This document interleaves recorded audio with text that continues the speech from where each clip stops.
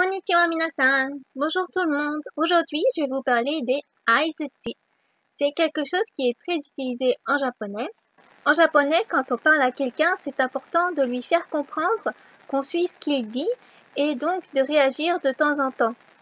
Pour ça, on utilise ce qu'on appelle des aizuchi. Ce sont des petites phrases qu'on utilise dans la conversation. En fait, les Japonais, quand ils parlent, ils laissent des petits blancs entre les phrases exprès pour qu'on puisse réagir. Donc, ils font pas des monologues de 30 minutes par exemple. Les aizuchi, ça peut être aussi tout simplement de dire hai pour oui. Dans cette vidéo, je vais vous présenter des aizuchi qui, je pense, sont les plus communs.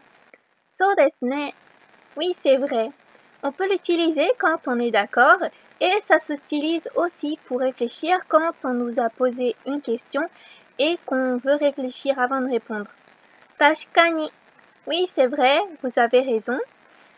Alors par rapport à so desu ne, c'est plutôt quand on nous explique quelque chose et qu'on dit ah oui, c'est vrai. Et c'est un peu pour dire ah oui, j'y avais pas pensé, mais c'est vrai. So desu ka.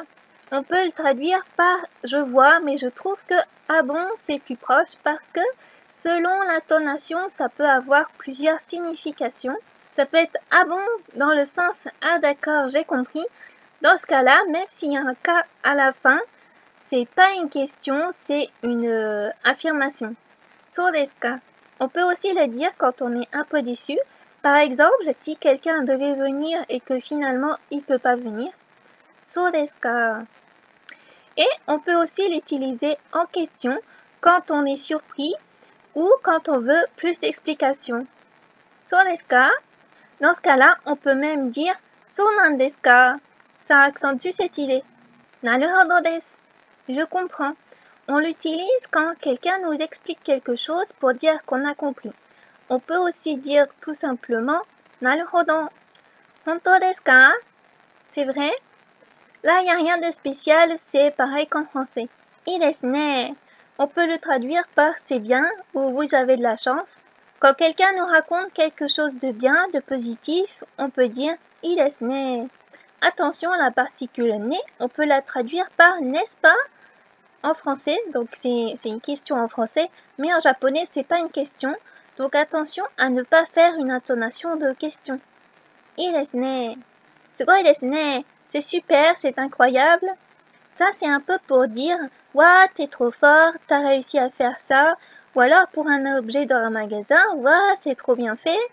Donc, c'est un peu fort, faut pas l'utiliser pour juste quelque chose de normal. Pour ça, on utilisera plutôt « I desu ne » ou alors « Suteki desu ne ». Suteki desu ne, c'est charmant, c'est super. On peut l'utiliser pour parler de quelque chose qui est joli, mais aussi quand on nous raconte quelque chose de bien. Par exemple, si un ami nous parle de son week-end en famille, on peut répondre « Suteki desu ne ». C'est un peu plus chaleureux que juste dire « I desu ne ». Voilà, bonne conversation avec des Japonais.